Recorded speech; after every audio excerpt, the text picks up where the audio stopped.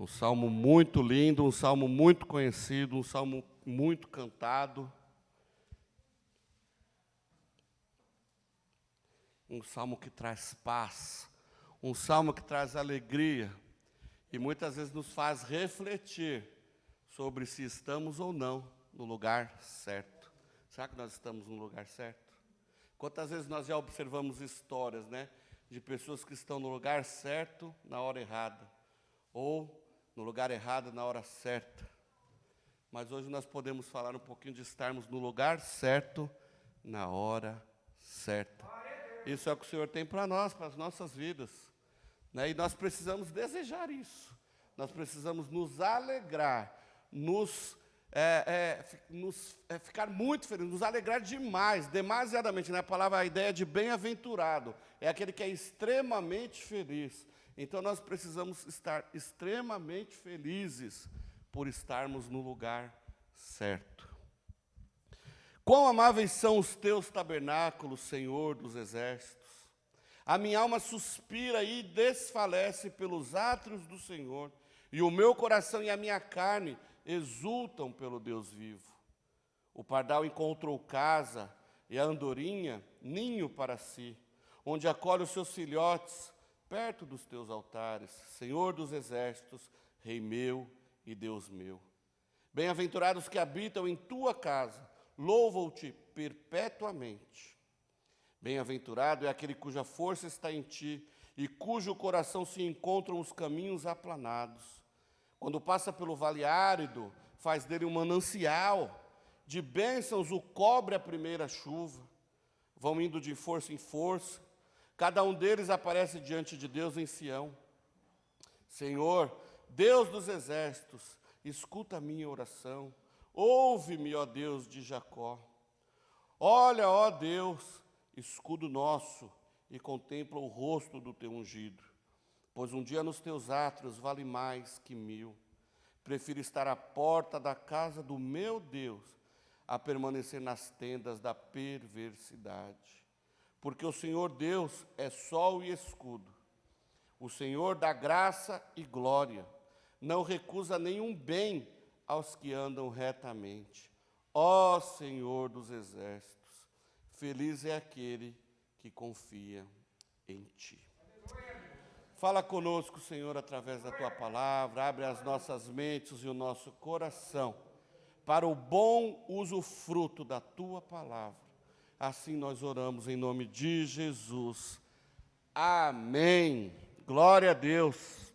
Alguns estudiosos vão dizer que esse salmo seria pós-exílico, lá depois do exílio da Babilônia, onde os judeus exilados que conheceram o templo, conheceram o tabernáculo, as histórias, tiveram um relacionamento de perto com Deus, agora eles não tinham mais isso.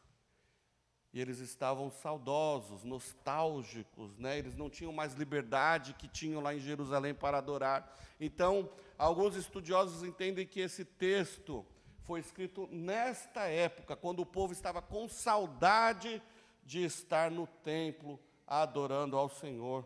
Outros estudiosos vão atribuir este salmo aos filhos de Corá, e nós vamos entender por que Corá ou Coré, os filhos dele são indicados aqui para a autoria do salmo. Nós vamos falar um pouquinho sobre isso, porque eu entendo ser, sim, Coré ou Corá, o autor do salmo. E outros ainda vão dizer que esse salmo é davídico. Então, que por algum momento Davi não pôde estar lá no templo adorando, ou por guerra, ou por exílio, ou por doença, por alguma situação, Davi não podia estar lá no centro de adoração, e Davi, ele está angustiado, ele está nostálgico, triste por não poder estar lá na casa do Senhor. E aí ele compõe e posteriormente ele entrega aos filhos de Coré para poder compor este hino, compor em um salmo de adoração ao Senhor. Muito provavelmente também, esse salmo, ele se enquadra também nos salmos de romagem. A semana passada nós falamos um pouquinho sobre isso, que são aqueles salmos onde, o salmo de peregrinação, onde os judeus, quando caminhavam para a adoração lá no templo de Jerusalém, eles iam felizes, eles iam ansiando, eles não viam a hora de estar naquele lugar. Eles sentiam aquele friozinho na barriga. Eu vou me encontrar com os meus amigos lá no templo e juntos vamos adorar ao Senhor.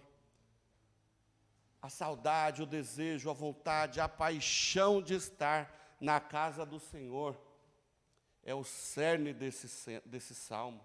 Ele brota, o salmo surge da paixão de estar no lugar certo, na hora certa. Então a gente vê que de uma forma ou de outra, quem compôs esse salmo queria estar na casa do Senhor. Spurgeon diz o seguinte: se o Salmo 23 é o salmo mais popular, o Salmo 103 o mais alegre, o Salmo 119 o mais intensamente experiencial e o Salmo 51 o mais lastimoso, o Salmo 84 é um dos mais doces salmos de paz. Do Salmo 84 irradia um brilho moderado em torno de si, fazendo com que seja chamado de a pérola dos salmos, porque é um salmo que traz refrigério. Quão amáveis são, como eu amo estar na casa do Senhor. Certo dia, um paciente num leito de UTI diz o seguinte para o enfermeiro: sabe onde que eu queria estar agora? Ele lá no leito, talvez com as suas pernas amputadas, e ele diz: eu gostaria de estar saltando de paraquedas. E aí a enfermeira, olha para ele: nossa, você salta de paraquedas? E o paciente diz: não salto de paraquedas, nunca saltei. Afinal de contas, eu tenho medo de altura, eu tenho medo de avião, jamais eu teria talvez coragem de saltar de paraquedas. Ué, mas por que então você quer saltar de paraquedas? Porque saltar de paraquedas ainda é melhor do que estar num leito de UTI. Então é interessante nós vermos o quê? Que, na verdade, estar na casa do Senhor é um desejo que poucos têm. Muitas vezes nós estamos na igreja, talvez por obrigação, talvez porque o pai obriga, talvez porque somos amarrados a ir para a igreja, o pastor cobra todo mundo, os irmãos cobram, e tal. Mas, na verdade, nós devemos estar aqui por amor, por desejo. Às vezes nós estamos em casa sem fazer nada. Às vezes nós estamos em casa, vendo TV, moscando lá, aproveitando mal o tempo, quando poderíamos estar buscando a presença do Senhor, seja lá na sua casa ou aqui na igreja. No caso, no texto que nós vamos ler, o povo ali com certeza estavam no lugar onde não queriam estar. Sejam nas suas casas ou no exílio, eles não estavam onde eles queriam estar. O coração deles clamava por estar na casa do Senhor. E por que aquele povo queria tanto estar na casa do Senhor? Por que nós precisamos desejar estar na casa do Senhor? Porque nós devemos amar estar na casa do Senhor. Porque na casa do Senhor há alegria. Há alegria na casa de Deus. Estar na casa de Deus é algo muito especial. Não por ser uma construção estrondosa, não por ser uma coisa linda, riquíssima, aquelas catedrais imensas, são muito lindos, são maravilhosos, mas ela é especial não por isso. Ela é especial porque Deus está na casa.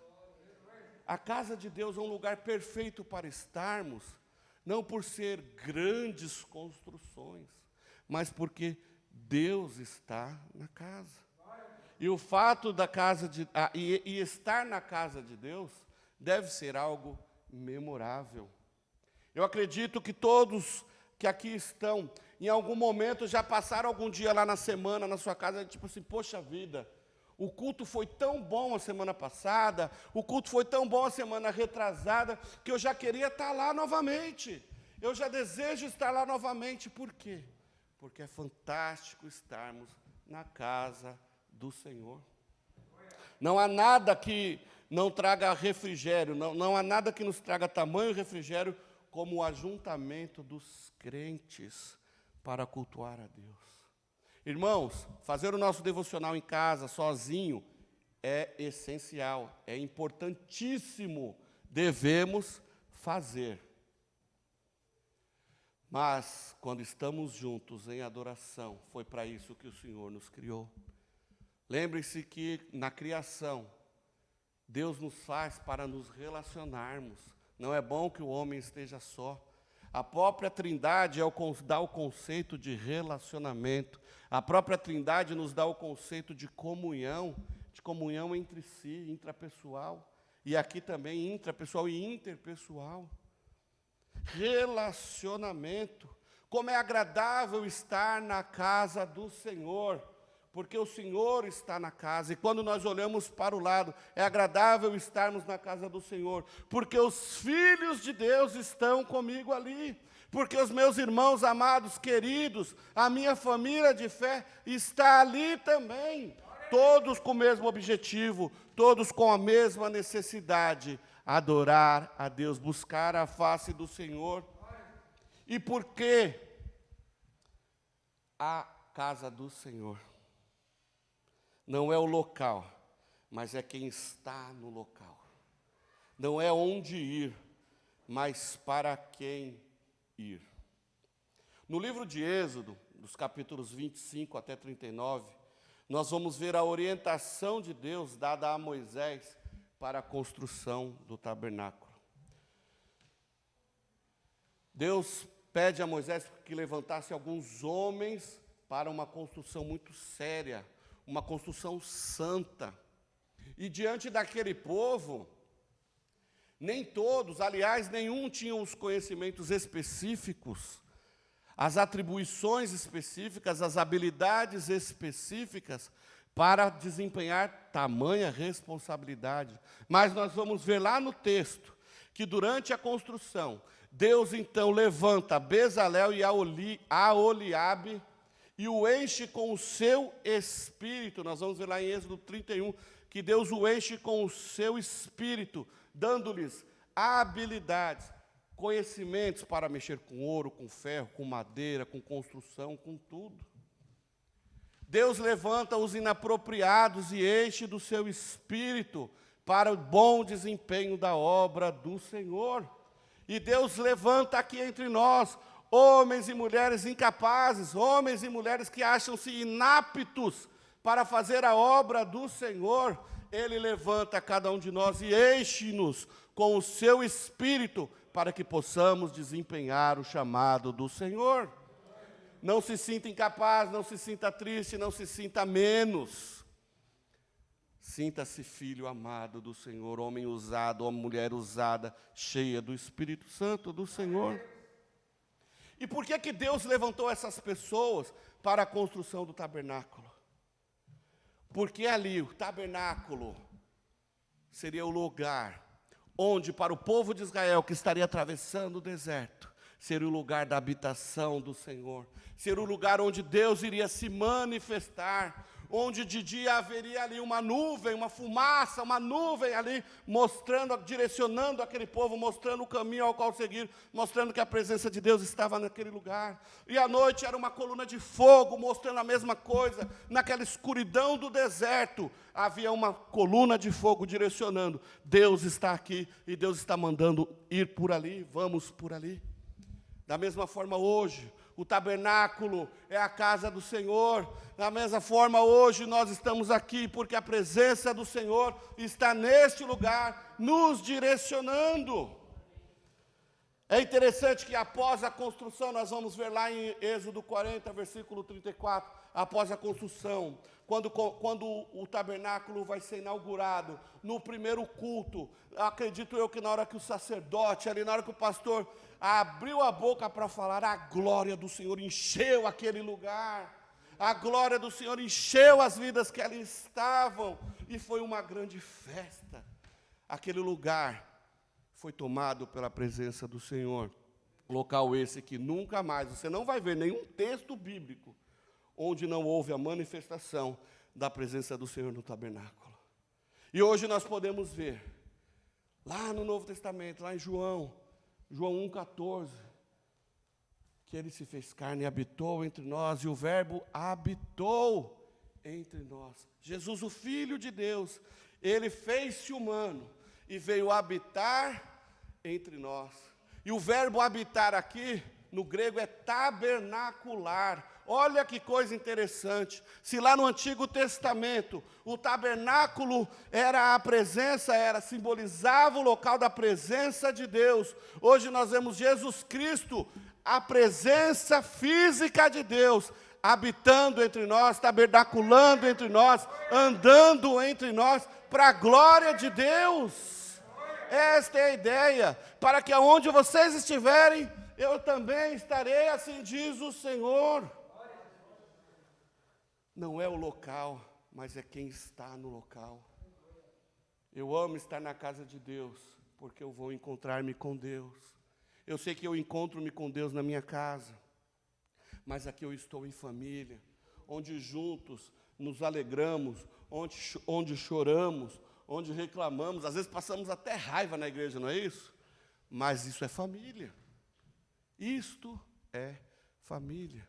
Mas o mais importante é quem está aqui, o nosso Deus, o Deus da casa, o dono da casa está entre nós. Imagina a cena, meus irmãos, os sacerdotes usando aquelas roupas lindas, aquelas vestes, né, fantásticas, maravilhosas. Imagina que à sua esquerda você vê os locais de sacrifício, né, os outros levitas ali, os outros sacerdotes, fazendo o sacrifício, as expiações. Do outro lado aqui, acontecendo os cultos, as liturgias. Irmãos, ali eles aprendiam, né, sobre a natureza do pecado, sobre a exatidão da justiça, mas também sobre a necessidade de um sacrifício, do sacrifício perfeito. E o sacrifício perfeito foi consumado anos lá na frente, na pessoa de Jesus Cristo, aquele que se fez carne, tabernaculou entre nós e se sacrificou, se deu em holocausto por cada um de nós, para nos remir dos pecados, para nos salvar da justiça por conta do nosso pecado. Aplacou a ira de Deus, e agora a justiça a qual nós merecíamos, que é o inferno, porque Deus é justo. E se o salário do pecado é a morte, a justiça, o que nós merecemos? A morte, não tem escapatória. Mas o justo, o Filho de Deus, aquele que tabernaculou entre nós, ele levou sobre si, ele fez-se anátema, ele fez-se maldito por nós, para que nós fôssemos justificados pelo sangue de Cristo e termos acesso aos céus por conta dele. No entanto, e por isso, é muito amável estarmos na casa do Senhor. Por isso que é amável, por isso que é fabuloso, fantástico, maravilhoso. Quão amáveis são estar na tua casa, quão amáveis são o tempo que eu tenho com o Senhor na tua casa, quão amáveis são os teus tabernáculos. Quão amáveis são estarmos nos teus átrios, estarmos contigo, estarmos com o Senhor. Como é agradável observarmos e obedecermos os mandamentos, as ordenanças nos tempos do Evangelho. Porque agora nós não precisamos mais do tabernáculo do Antigo Testamento, não precisamos dos sacerdotes do Antigo Testamento, ou dos levitas do Antigo Testamento, dos sacrifícios do Antigo Testamento, porque hoje nós enxergamos Cristo, o sumo sacerdote.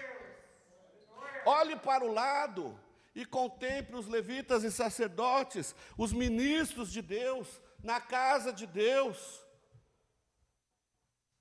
Olhe para o lado e veja ministros de Deus na casa de Deus. Olhe para o lado. Aqui eu vejo homens e mulheres ministradores de Deus, a serviço do reino. Olha que coisa maravilhosa. O mais importante é que nós vemos aqui homens e mulheres, ministros do reino, ministros do Evangelho, ceifeiros para a seara do Senhor, mas não estamos sozinhos, porque o Deus da seara também está aqui neste lugar, Ele está aqui entre nós. Nós não estamos aqui sozinhos, solitários, abandonados, largados, ou fazendo papel de bobos, de tolos, aqui num local de adoração, adorando a quem não existe, a quem não está aqui. Deus está aqui, o nosso objeto de adoração, o nosso desejo de adoração, o nosso amor maior está neste lugar, glória a Deus, Ele está aqui, Ele está aqui. Irmãos, quantos nós sabemos por aí que estão em diversos lugares, buscando resolver seus problemas religiosos, espirituais, em quaisquer outras fontes, onde o próprio resolucionador dos seus problemas não está no lugar. E nós temos a certeza de que estamos aqui buscando o Senhor, porque Ele está aqui. Maomé não está lá, Buda não está lá, não sei mais quem não está lá, mas o Senhor está aqui, glória a Deus. Aleluia! Não há como não termos alegria na casa do Senhor. Não há como não desfalecer, não tremer de alegria, não sentir aquele frio na barriga, não ter emoção, não desejar, não anelar por estar na casa do Senhor, por estar na presença do Senhor. E é interessante que desfalecer aqui traz a ideia de não aguentar mais por muito tempo. Ontem, a Renata me falou, quando chegou em casa, que estava tão quente lá no Hopi Hari, tão quente, que teve algum momento que eles ficaram 1h30, 1h40 numa fila lá, que ela já estava quase desfalecendo, passando mal. Aí o Alex foi o salvador da pátria, Deus usou lá e comprou água para todo mundo, e chegou a água para ela, e ela se revigorou novamente. E na hora que ela me falou isso, eu falei, poxa vida, é isso. Isso é desfalecer. É você ansiar tanto por alguma coisa que você chega a ficar fraco. Você fala, meu Deus, eu quero tanto aquilo. Crianças, quando ficam doentes porque querem um brinquedo, não tem isso? Todos vocês já fizeram isso, menos eu. Eu nunca fiquei doente porque eu queria alguma coisa. Mas todos vocês. Eu queria, sei lá, uma Barbie, mas não tenho dinheiro, vou juntar, no final do ano eu entrego essa Barbie. Aí pronto, a criança cai. Estou mal, mamãe, estou mal, estou passando mal. Aí você dá a Barbie, é isso. É desfalecer, eu quero, eu preciso. E nós precisamos disso. Desejarmos estar com o Senhor a ponto de não ter mais forças, de tanta paixão, de tanto amor. Fazemos tudo para a glória do Senhor, fazemos tudo para estarmos, para vivermos a glória do Senhor nas nossas vidas. Sabemos que Deus está em todo lugar, que podemos nos encontrar com Ele onde estivermos e onde quisermos, mas não podemos esquecer, como eu disse no começo, que Deus é um Deus de comunhão. Deus quer que os seus filhos se relacionem. Jesus, quando veio à terra, Ele separou 12 para andar com eles. Claro, essa multidão, esse time de 12, viraram muitos outros, e aqui estamos nós também. Mas dentro desses 12, os mais chegados que andaram ali 3 anos e meio com Ele, tinham 3 que eram os mais. Você vê que Jesus nunca fez nada sozinho, dando-nos a lição de que nós precisamos caminhar juntos, caminhar em comunhão. Outra coisa, Jesus Cristo viveu e habitou entre nós, subiu aos céus, mas hoje o Espírito Santo dele está entre nós. Para quê? Para que venha atuar nas nossas vidas, nos enchendo com o seu Espírito Santo. O Espírito Santo que nos faz viver em comunhão com Deus e com o seu povo, para juntos darmos frutos para a glória do nome dEle. Não vivemos sozinhos, estamos cercados de pessoas o tempo todo. Já pararam para pensar nisso? O tempo todo nós estamos com alguém. Eu não gosto de estar lá na igreja com a multidão de crente lá, mas gosto de estar lá na 25 de março fazendo compra. Olha lá, está cercado de uma multidão. Eu trabalho lá no shopping, está cercado de gente, e assim vai. O tempo todo, se você observar, o tempo todo nós estamos cercados de pessoas. Nós não vivemos sozinhos, não adianta. A feira, eu vou comprar um pastel só para mim, mas você chega lá, tem um monte de gente. Então, assim, ainda que você vai comprar um pastel para você, mas você vai ver lá uma comunidade, uma comunhão de pessoas fazendo compras com o mesmo objetivo em comum. Assim somos nós, estamos na igreja em comunidade, com um único objetivo em comum, adorarmos ao Senhor. Como é maravilhoso desfrutarmos e vivermos nos átrios do Senhor. Não há lugar mais seguro, não há lugar melhor para se estar do que estarmos diante do Senhor. Afinal de contas, o Salmo 84 é dividido em 4 partes. No versículo 4 tem uma parada, no 8 tem outra pausa. E aí, antes desse primeiro ciclo, antes dessa primeira pausa, nós vamos ver uma coisa muito importante. O texto começa dizendo: quão amáveis são os teus tabernáculos, como eu desejo estar na casa do Senhor. E o verso 4 vai dizer o que acontece com aquele que tem prazer e alegria em estar na casa do Senhor. Bem-aventurados que habitam em tua casa. Feliz, extremamente feliz, feliz demais. Pensa numa coisa exagerada, numa hipérbole. Isso quer dizer bem-aventurado. É aquele que é feliz, muito feliz. Então, aquele que a sua alegria está no Senhor, aquele que está na tua casa, tem o prazer de louvar ao Senhor perpetuamente. Estando no lugar certo para fazer a coisa certa. Quando há a alegria de estar na casa do Senhor, na casa de Deus, na presença de Deus, essa alegria nos dá a certeza de estarmos no lugar certo, na hora certa. Os que olham para Deus, que obedecem a Deus, são abençoados, encontram forças onde o mundo olha e fala: não acredito que ela conseguiu sair dessa, que ela conseguiu superar essa, mas é porque está olhando para o Senhor. Aquele que busca a Deus encontra força onde ninguém imagina que aconteça. Aquele que busca a Deus, aquele que obedece a Deus, encontra respostas em Deus. Ainda que passando por vales, ainda que passando por lugares áridos, sombrios, fazem dele um manancial. Aqui o texto está falando lá do Vale de Baca. O Vale de Baca era um lugar árido, onde não acontecia nada, somente amoreiras nasciam, porque dizem que a amoreira nasce em lugar que não nasce nada, onde a terra não é fértil, onde aquilo ali é ruim. E às vezes nós passamos por situações também assim, nós passamos por um deserto, nós passamos por um vale onde nós achamos que nada vai acontecer, que não haverão respostas para as nossas questões, que não haverá saída para os nossos sofrimentos, mas o Senhor dali faz brotar um manancial, e as primeiras chuvas desse lugar caem sobre a vida dos seus. O texto está dizendo isso, que Deus cuida daqueles que amam a Deus. Deus ama aqueles que o amam, embora também tenha amado, Ele ama aqueles que o rejeitam. Mas aqueles que o amam são abençoados, sabe por quê? Porque o amor de Deus pelas nossas vidas, faz com que Ele não consiga. Eu imagino que Deus não consegue, Ele não resiste, Ele quer abençoar aqueles que o amam o tempo todo, ainda que seja com um não. Às vezes nós queremos uma determinada coisa, ou oramos pedindo determinadas coisas, e Ele não responde, ou quando responde, responde de forma negativa. Ainda assim, o não de Deus é bênçãos para a sua vida, é bênçãos para a nossa vida. Por isso que eu imagino isso. Eu acho que Deus, Ele não resiste, Ele quer nos abençoar.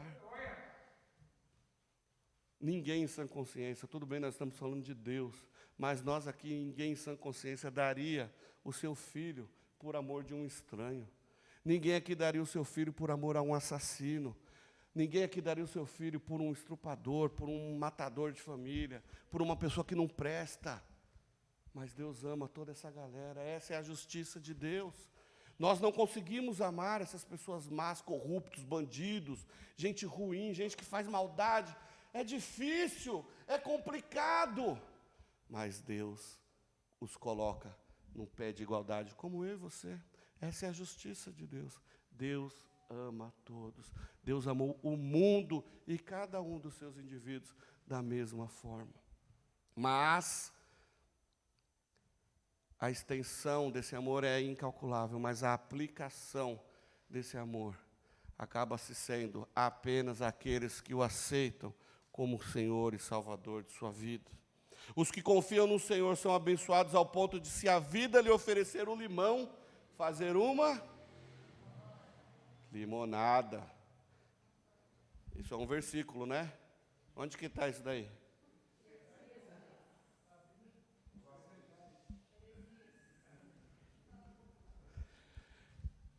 Mas é um bom ditado, devia estar na Bíblia. Devia estar lá em Provérbios isso. Né? Provérbios 33, 34 lá, podia estar ali. Se a vida lhe oferecer um limão, faça uma limonada. É isso que acontece com os filhos de Deus. Às vezes os filhos de Deus estão sofrendo, passando por uma situação muito delicada, muito difícil, mas aquele mal, aquela situação complicada, torna-se bênção, e o povo fica se olhando, admirado. O que é isso? Isso é o amor de Deus sobre as suas vidas. Com José não foi assim? Os seus irmãos o venderam lá para ser escravizado, e o que José fala depois, quando encontra com seus irmãos? O mal que vocês me fizeram, aquilo Deus o transformou em bênçãos. E é isso, irmãos. Se alguém está intentando contra você, se alguém está falando de você, se alguém está orando contra, se alguém está jogando contra, se alguém está falando que não deve, não se preocupe. Deus está olhando para você. E se Ele tiver que reverter qualquer situação, por amor a você, não se preocupe. Ele fará. Mas para que isso aconteça, faz-se necessário estar no lugar certo, na hora certa, para fazer a coisa certa. Estar no melhor lugar, estar na hora certa, no lugar certo, é estar no melhor lugar. E o melhor lugar para estarmos é no centro da vontade de Deus. O melhor lugar para estarmos é no centro da vontade de Deus. Eu falei no princípio, no início da ministração, sobre Corá, né? E esse salmo foi escrito muito provavelmente pelos coraitas. E quem são os coraitas? Os coraitas são os filhos de Corá. E quem foi Corá? Números 16 nos conta a história de Corá.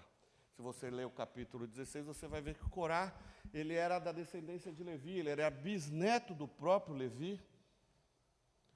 Um dos líderes lá do povo hebreu, enquanto Moisés estava organizando tudo ali. Então, pensem comigo, Corá era um homem que cuidava das coisas do Senhor, das coisas do tabernáculo. Ele e os seus irmãos ali cuidavam do tabernáculo, cuidavam da adoração, cuidavam do sacrifício. Tinham, vamos dizer assim, uma posição importantíssima entre o povo de Israel.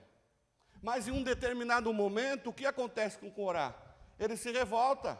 E aí ele chama Datã e Abirão, se reúne ali, se reúne mais 250 líderes do povo e se rebelam contra a autoridade de Moisés, a autoridade de Arão. Poxa vida, por que Moisés é o líder? Deus fala com ele, mas Deus fala com a gente também. Não, isso está errado. Eu quero essa posição. Deus diz ao povo, diz a Moisés, fique tranquilo, que eles estão se levantando contra mim. Eu farei algo sobrenatural amanhã e provarei e mostrarei, endossarei a sua autoridade sobre este povo. Reúna o povo, reúna esse grupo, reúna toda a tribo, toda a galera de Israel aqui no pé do monte que nós vamos conversar amanhã.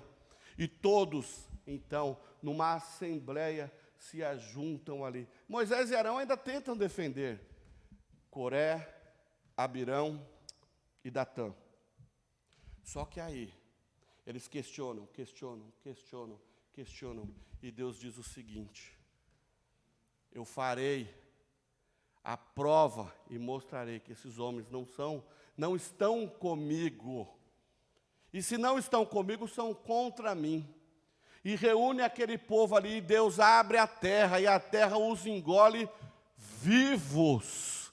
Eles e os seus descendentes, ele e todos os seus, e o povo sai desesperado. Poxa vida, vamos correr daqui, senão a terra vai engolir a gente também. Corá foi esse cara que encabeçou esta rebelião. Com os 250 sacerdotes depois, Deus mandou fogo e levou todos. Queimou todos, matou todos. Mas há alguns dos filhos de Corá que não concordaram com a atitude do seu pai. Não entraram no mesmo erro, não se rebelaram junto.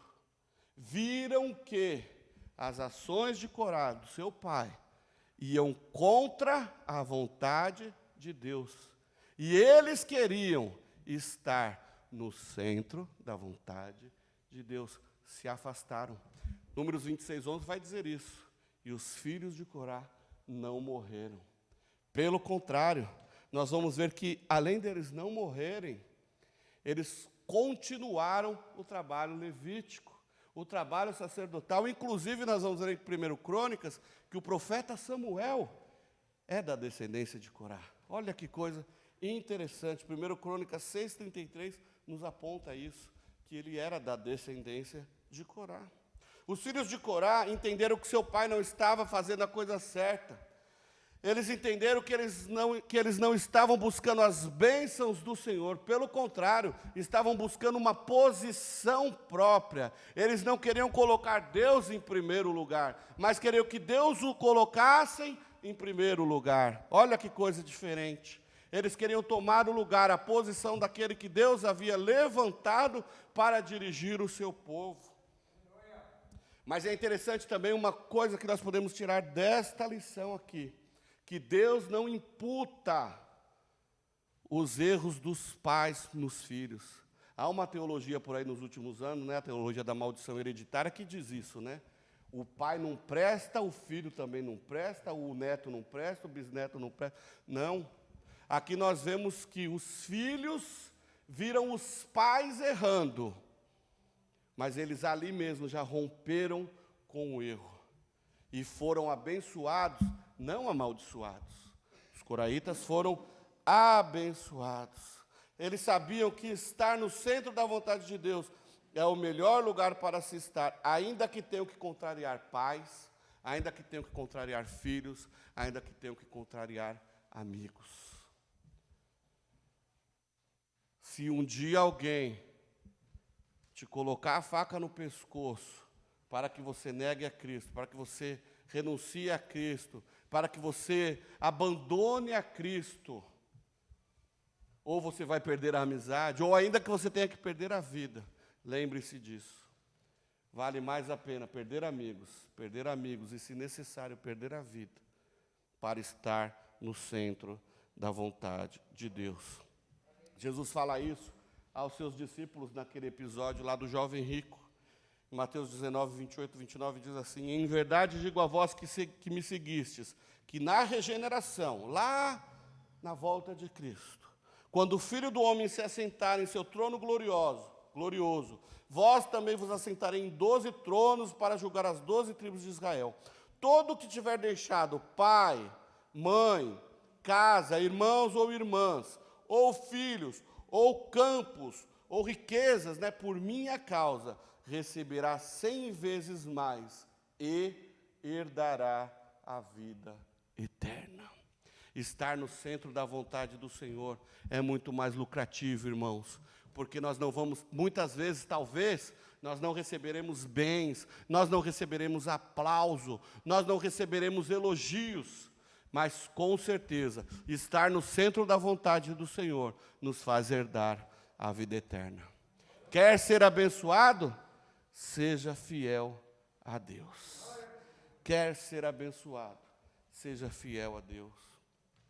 Sem dúvida alguma, os que amam a presença do Senhor são abundantemente abençoados, pois o Senhor contempla e cuida daqueles que o amam. Os que amam a presença do Senhor valorizam o tempo na casa do Senhor. Um dia nos teus átrios vale mais do que 1000. 1000 dias são mais ou menos uns 3 anos, não é isso? 3, 6, não, né? 1000 e pouquinhos dias, dá 3 anos, né? Quase isso. Mas, enfim, um dia na presença do Senhor vale mais do que qualquer outra coisa. Muitas pessoas ainda, até inclusive dentro da igreja, não entenderam a importância de buscar a presença do Senhor, de estar na casa do Senhor.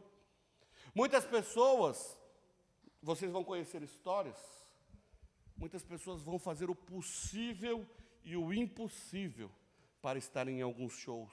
Já pensaram isso? Olha, eu vou me comportar o ano inteiro, porque no final do ano eu quero ir no show do Justin Bieber. Ó, os adolescentes bravos comigo. Mas é o que eu lembrei agora, é o que veio na mente. Justin Bieber. Antigamente era da Xuxa, né? Não, eu vou juntar dinheiro, eu vou me comportar, eu vou fazer de tudo para ir no United, no United, New United. No United? Me ajuda, Renato. No United. É um menudo da vida aí. New Kids on the Block, essas coisas aí. Né? A juventude se matando. Não, eu vou me comportar, eu vou juntar, eu quero estar lá. Tem gente que faz de tudo para uma grande viagem. Olha, eu vou poupar, eu vou guardar, eu vou me esforçar, olha só, eu vou me esforçar, eu vou me dedicar, eu vou fazer hora extra para juntar dinheiro e fazer uma grande viagem, a viagem dos meus sonhos.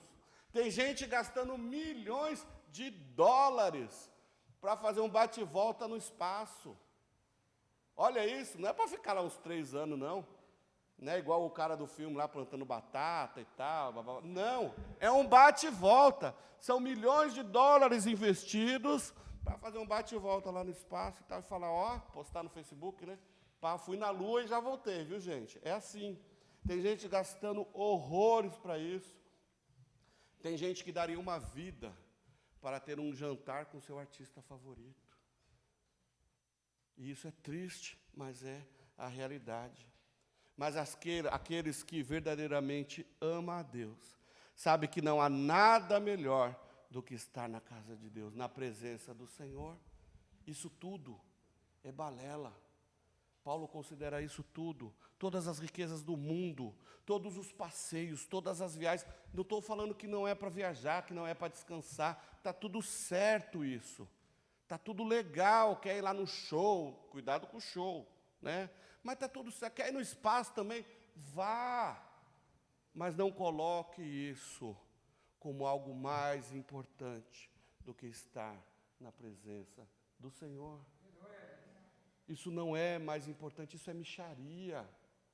Isso é tão pequeno perto do que é estar na presença do Senhor. E muitas vezes nós não entendemos. Muitas vezes, para muitos crentes, para esta geração de crente atual, qualquer coisa é mais importante do que estar na casa do Senhor. Ah, vai ter, sei lá, filme da Mônica, vou ficar para ver o filme. Chegou um parente, chegou um amigo, chegou não sei o quê.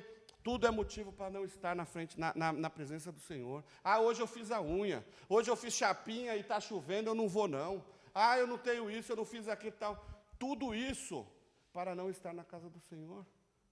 Mas, como eu disse, para outras coisas a gente se esforça, a gente vende o que tem para vender, para conquistar outra coisa. A gente trabalha 10, 20 horas por dia para fazer tal coisa, mas nós não conseguimos chegar mais cedo para orar, nós não conseguimos começar o culto no horário, nós não conseguimos viver uma vida honesta diante do Senhor, nós não conseguimos amar a casa do Senhor, amamos tudo menos estarmos na presença do Senhor, e se nós estamos nessa situação, nós estamos com um grande problema, está faltando conversão.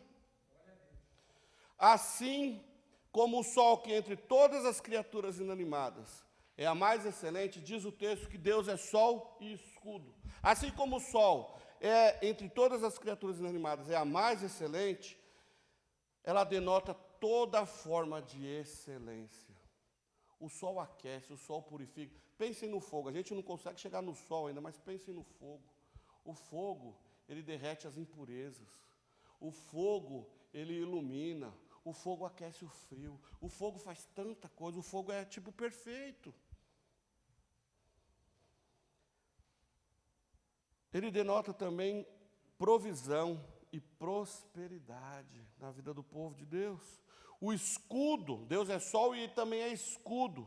O escudo que entre todas as criaturas artificiais é a principal. Por quê? Pense naquele contexto do povo judeu.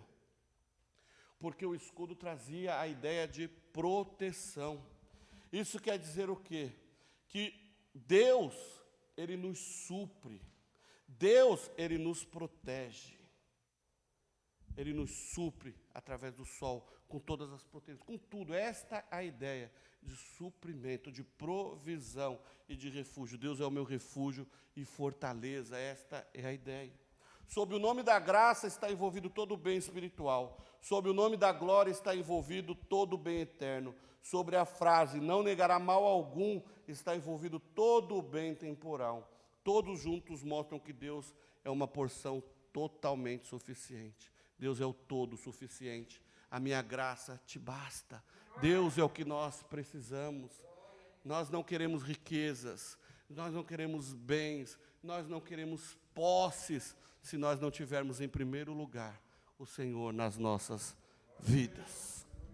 Pois o Senhor é sol e refúgio, Ele dá graça e glória. Olha isso, Ele nos supre materialmente, Ele nos protege materialmente, mas Ele derrama da sua graça sobre as nossas vidas, para que possamos alcançar a glória do Senhor lá na eternidade. Olha isso, gente, tem algo mais importante do que alcançarmos a vida eterna e podermos alcançarmos com corpos glorificados a glória do Senhor.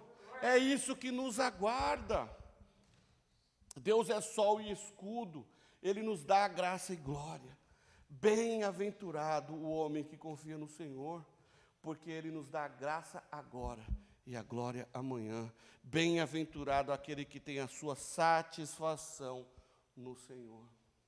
Satisfaça-se no Senhor, alegre-se no Senhor, despeje sobre Ele a sua alegria, despeje sobre Ele as suas ansiedades que se tornarão certeza. Despeje sobre Ele as suas preocupações, a sua fraqueza, o seu medo, a sua necessidade, que Ele transformará isso em graça de Deus sobre a sua vida. Contemple as belezas, contemple a beleza do Senhor na sua vida. Afinal de contas, nós vamos ver que a bênção do Senhor vem sobre as nossas vidas, quando contemplamos a beleza do Senhor sobre as nossas vidas. Se nós não contemplamos as belezas do Senhor, nós não conseguimos enxergar as bênçãos dEle sobre as nossas vidas. Porque as bênçãos do Senhor fazem parte da beleza dEle sobre nós. O Salmo começa de uma forma nostálgica, com a contemplação da beleza de que tudo é do Senhor. Como é amável contemplarmos as maravilhas do Senhor. Como é amável viver uma vida para o Senhor. Se até aqui, na sua vida, alguma coisa que você sabe que lá no fundo, ainda você não entregou ao Senhor, faça isso. Você ainda tem tempo. Porque todo o nosso ser, todo o nosso intelecto, toda a nossa mente e o nosso coração deve amar ao Senhor, deve desejar viver para o Senhor. E é interessante, aqui para encerrar, que amar estar na casa do Senhor é apenas o começo disso tudo. Porque nós sabemos que se estarmos na casa do Senhor é apenas o começo, mas nós podemos dizer que ainda é o melhor lugar. Quão amáveis são os teus tabernáculos, Senhor dos exércitos. A minha alma suspira e desfalece pelos teus atos. Eu quero estar com o Senhor. E eu fecho aqui com Paulo, lá em 1 Coríntios 2,9. Nem olhos viram, nem ouvidos ouviram, nem jamais penetrou em coração humano aquilo que Deus tem preparado para aqueles que o amam. Que nós possamos amar desesperadamente, estarmos com o Senhor. Amém? Vamos nos colocar em pé, eu quero orar com vocês. O Senhor é